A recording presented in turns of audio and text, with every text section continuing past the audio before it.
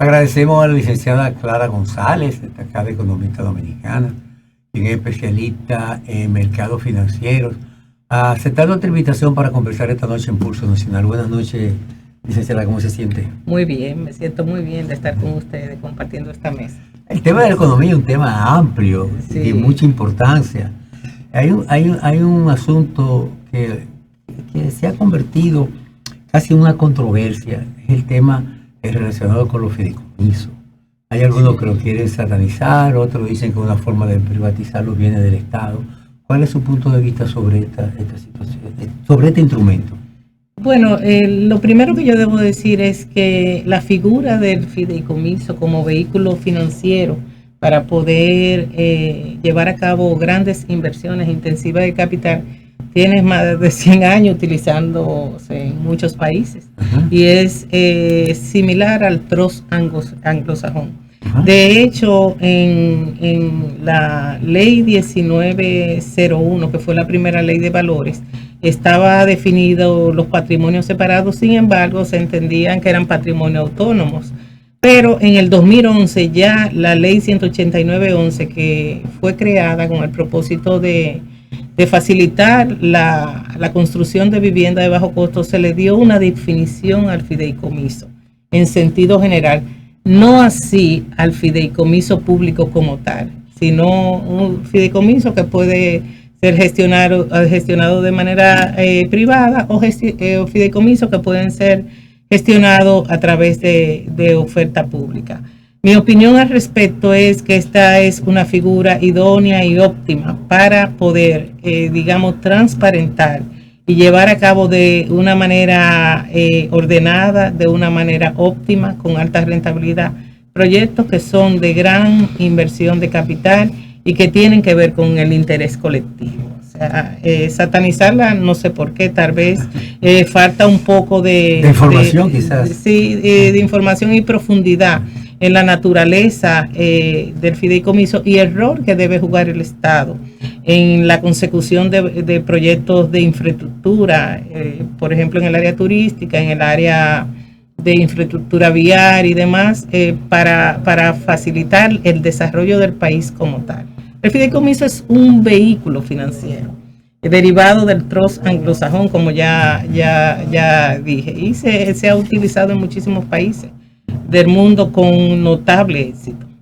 Entonces, licenciada, en el aspecto de ese fideicomiso, que como ya hemos visto en los medios de comunicación, sectores en contra, sectores a favor, una gran parte a favor, ¿hacia dónde en el aspecto de captación de recursos para el desarrollo del país beneficia el fideicomiso planteado ya no en este gobierno? Usted acaba de decir que eso hace años y años y años, y desde luego en República Dominicana tiene un tiempo también desarrollándose. ¿Qué es tan beneficioso para el desarrollo del país y la captación de los recursos para la inversión? Bueno, usted bien lo ha dicho, él tiene años y años promoviéndose en el país sin un marco legal que le diera sentido al accionar del gobierno del Estado Dominicano a través de un fideicomiso público para obras de gran necesidad de capital, intensivas en capital, como decimos nosotros los economistas. El beneficio a nivel de ingreso, yo siempre he dicho, y usted me puede comprender, que en el tema de las cuentas del fideicomiso establecidas en el contrato, hay dos partidas: la partida del activo, que aporta el Estado Dominicano, y la partida del pasivo, que es todos los esquemas de financiación y gasto que tiene que tener el fideicomiso. Y el fideicomiso, por ejemplo, yo le puedo poner el fideicomiso pro Pedernales, que yo creo que en este momento ha sido el tema del debate y el que más atención ha concitado. Pedernales, el sur profundo, en sentido general es una zona de de alta densidad poblacional y de bajo empleo. Entonces, partiendo de esto, obras de infraestructura hechas a través de esquemas blindados, como el vehículo financiero del fideicomiso, pueden generar la inversión productiva en ese sector estratégico que es el turismo. Pero a su vez esto deriva y como beneficio en una masificación del empleo. Ese yo creo que es el mayor beneficio y dinamización de las zonas circundantes, porque en el momento que se instale un hotel 4 o 5 estrellas en la zona de Pedernales, ahí trabaja no solamente el que lo construye y el que lo utiliza, ahí trabaja toda la zona del entorno, trabajan los restaurantes, trabajan los guías turísticos, trabajan la señora que fríe el pescado que tanto nos gusta, trabajan los colmados, trabajan los supermercados. Entonces, el beneficio primero en obras de infraestructura para tener un país mucho más desarrollado. El sur profundo ha sido el pasivo que han tenido todos los gobiernos hasta que el gobierno del presidente Abinader ha decidido a través de esquemas público-privados y bajo una figura óptima de un vehículo financiero para, digamos, gestionar esa inversión, que ha decidido atender las demandas que la población del sur profundo, específicamente de Pedernales y sus zonas circundantes, está demandando por años. Yo pienso que el beneficio mayor es el desarrollo y el empleo. El empleo y la dinamización. En un momento, por ejemplo, Punta Cana duró un tiempo largo para desarrollarse, pero después que está en explotación como estado, todo el mundo quiere irse a Punta Cana a trabajar. Yo espero que ese beneficio que usted ha puesto sobre la mesa, que se vuelva tangible en el menor plazo posible, porque es una demanda de la zona y además redunda en beneficio del desarrollo del país en su conjunto. Pero realmente se necesita un marco legal, una regulación para el caso del fideicomiso, que no existe una ley de fideicomiso público, porque la experiencia que se ha manejado, generalmente los bancos utilizaban la figura para un empresario que quería poner su capital en manos de una herramienta como el fideicomiso que le garantizara la permanencia con su desaparición física, la permanencia de sus recursos y que la riqueza familiar no se dilapidara. Entonces, y también con algunas facilidades que hacían en el caso de vivienda. Pero ya en una inversión de esta envergadura, que no existe realmente una ley, aunque sí se han hecho algunos pasos encaminados a facilitar esto, no tan solo en este gobierno, sino en gobiernos anteriores. Pero se impone realmente una ley que regule y establezca claramente las reglas del juego para evitar todas estas cosas que se habla de los fideicomisos, porque una de las cosas que se comenta con mayor insistencia, quizá por ignorancia o por intereses políticos, es que tratando de satanizarlo, ¿verdad? Se habla de que eso implica la transferencia del patrimonio público al sector privado. Sí, bueno, la verdad es que la ley marco, la ley sombrilla, la ley que separe digamos, este objetivo del Estado, que es un objetivo de favorecer a su población, a la sociedad, al pueblo, ¿verdad?, esté bien definido. Una de las características puntuales de los fideicomisos es que necesariamente, si no es un fideicomiso, el fideicomisario debe transferir el activo, o sea, el patrimonio, al vehículo financiero, que es el patrimonio fideicomitido. Entonces, exacto, pero la verdad es que el Estado transfiere los terrenos, o transfiere recursos, o transfiere cualquier otro tipo de activo, pero ¿quién es el beneficiario? El beneficiario y los gestores es el propio Estado, y los órganos del Estado actuarían como supervisores. Es ese y tampoco renuncia a su propiedad. No, al contrario. No renuncia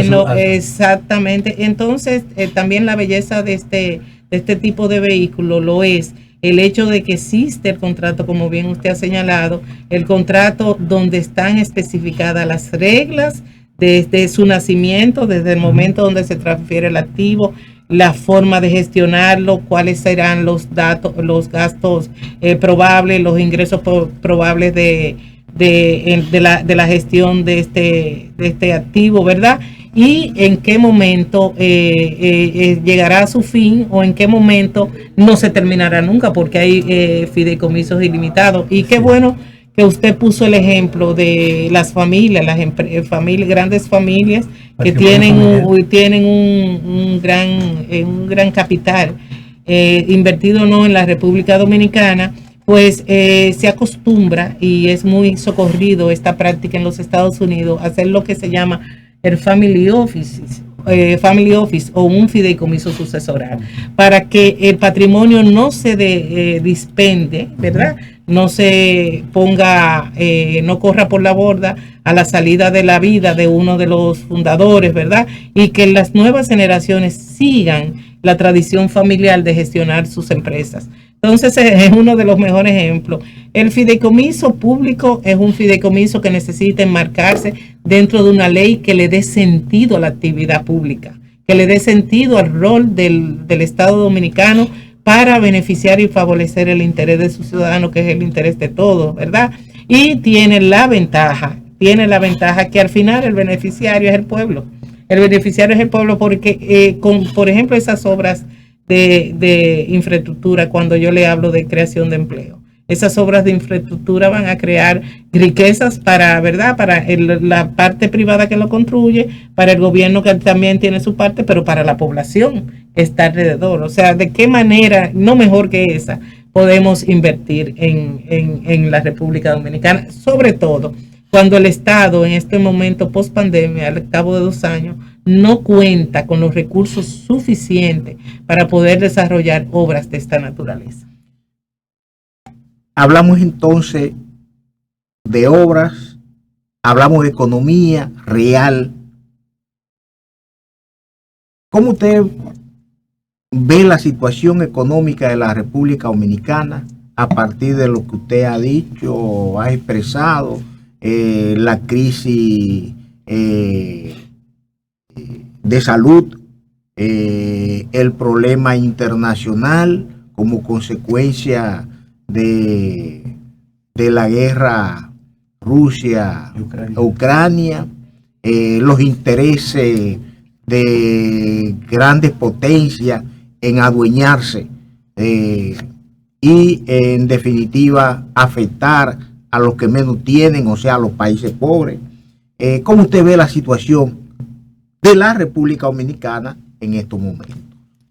Yo soy una persona eminentemente optimista con lo que ha pasado en la República Dominicana, pero nosotros ciertamente que no podemos obviar el panorama internacional.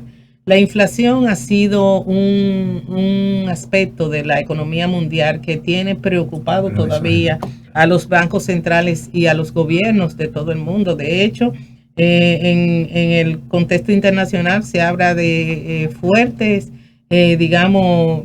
desequilibrios en la zona euro y, ¿por qué no?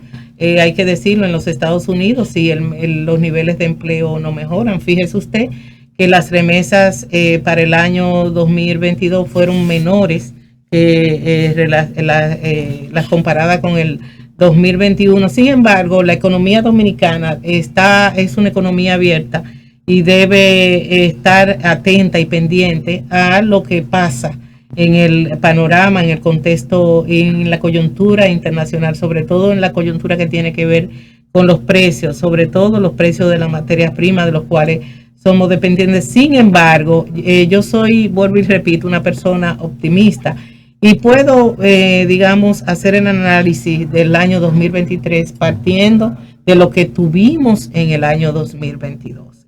Al cabo de 2 años de la pandemia y bajo previsiones, un clima bajo un clima ciertamente de incertidumbre económica en los mercados, falta de suministros, por ejemplo, en el tema de los granos, y subidas bruscas de la tasa de interés de la Reserva Federal, nuestro país obtuvo una excelente calificación, primero de riesgo país por el manejo de su deuda, por la gestión, pero logró fuera de los parámetros que habían marcado los organismos internacionales, un crecimiento del producto de 4.5%. Que ha sido un gran logro. Yo no sé si ustedes se acuerdan que en el 2022 tanto el Banco Mundial como el Fondo Monetario Internacional, como la CEPAL, ajustaron los indicadores de crecimiento para la región centroamericana y del Caribe. Sin embargo, nuestro país creció en 4.3%, siendo la economía de la región centroamericana que más crece. Yo creo que para el 2023, dependiendo de las condiciones macroeconómicas a nivel del mundo, digamos el contexto global, en nuestro país pudiera estar mejor dentro del contexto.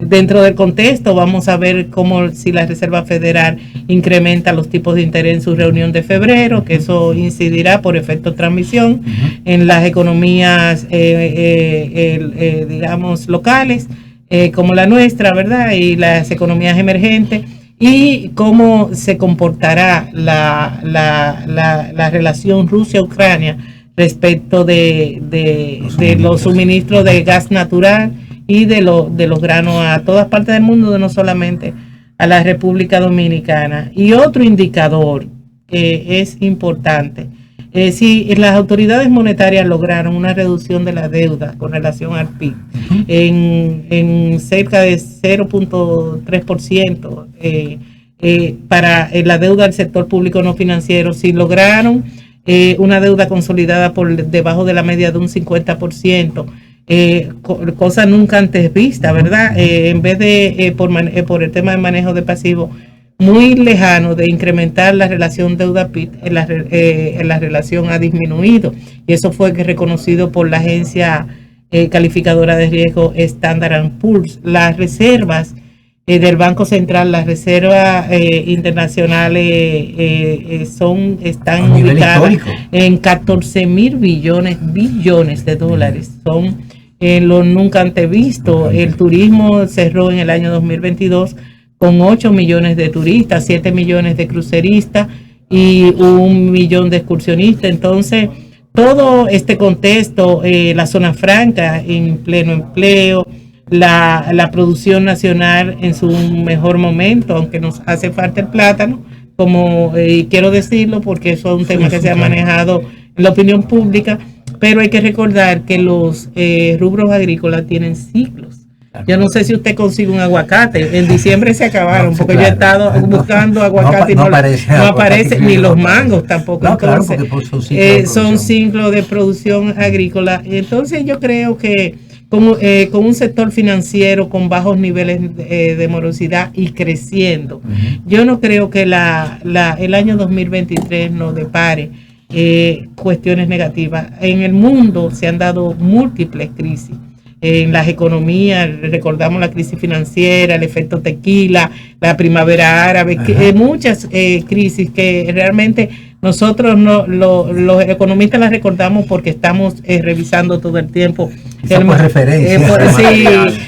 material, pero realmente esta crisis arropó el mundo, ha tenido consecuencias nefastas sobre las personas, sobre las economías, pero llegó el momento que hay una luz al final del túnel y la República Dominicana tiene en su economía los fundamentos necesarios, las actividades productivas siguen funcionando con buen ritmo. Entonces yo espero que ese 4.5% que ha proyectado las autoridades monetarias al cierre del 2023 sea un 5.5 hasta 6%.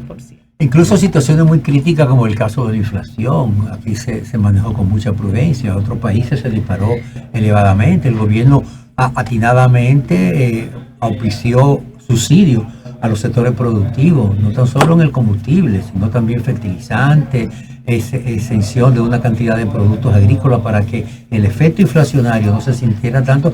Incluso las medidas que incluso se adelantó a países, a sociedades mucho más desarrolladas, como el caso de Estados Unidos, por parte del Banco Central, cuando dispuso un aumento en la tasa de interés como una medida para controlar la inflación. Han dado resultados. Ahora mismo se acaba de celebrar en España, en Madrid, España, la Feria Internacional de Turismo, donde la República Dominicana fue un atractivo muy importante y se anunciaron captaciones de inversiones directas a la economía dominicana por más de 2.300 millones de dólares.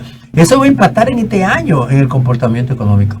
Entonces, si miramos la situación mundial y vemos la situación del país, yo creo que el año 2023 va a ser un año con una perspectiva muy halagüeña para la economía. Sí, a partir de su opinión, yo creo que sí, el año 2022 fue un año de ajuste de los desequilibrios provocados en el área económica por la cadena de suministro, el tema del petróleo, el precio de las mercancías, los commodities, ¿verdad? Pero ya este año con lecciones aprendidas, será un año de mucho más dinamismo en la economía y ciertamente a las autoridades monetarias hay que felicitarla de corazón, porque ciertamente en la zona euro se retrasaron en aplicar la receta que recoger la liquidez que se había expandido durante la pandemia a través del mecanismo de tasa de interés. Pero el Banco Central empezó en noviembre del año 2021 de manera paulatina, que no fue necesario hacerlo como lo hizo la Reserva Federal. Bueno, la Reserva Federal tendrá sus razones, es la economía más grande del mundo, ¿verdad? Pero la Reserva Federal empezó en abril del 2022 a dar jalones de 75 puntos básicos, jalones muy fuertes que contrajeron muy fuerte. Lo nuestro fue paulatino, moderado y el efecto que dio sus resultados. De hecho, en diciembre, en su reunión de política monetaria, el Banco Central no incrementó el tipo de interés y lo mantuvo en 8.5, y el hecho de que se haya liberalizado 21,000 millones de pesos del encaje legal para vivienda y de bajo costo y construcción de la misma vivienda de bajo costo, nos indica que eventualmente, si las condiciones están dadas, pudieran las otras tasas con esa ir a la baja. Y eso esperamos. Claro que sí. Bueno, licenciada, realmente se me agotó el tiempo. Me puede decir Clara. Clara. Me gustaría seguir conversando sobre el tema tan interesante. Nos quedaron en el tintero todos los temas que vamos a tratar sobre bolsa de valores y todas las perspectivas. Pero realmente el tiempo es muy limitado. Pues agradecemos a la licenciada Clara González, quien es especialista, consultora en mercado financiero de capital, por aceptar nuestra invitación esta noche en Pulso Nacional. La invitación queda abierta, la queremos, ojalá pudiera tener el privilegio de tenerla de nuevo por aquí. Y a ustedes, amigos, no se vayan porque hay mucho más en Pulso Nacional.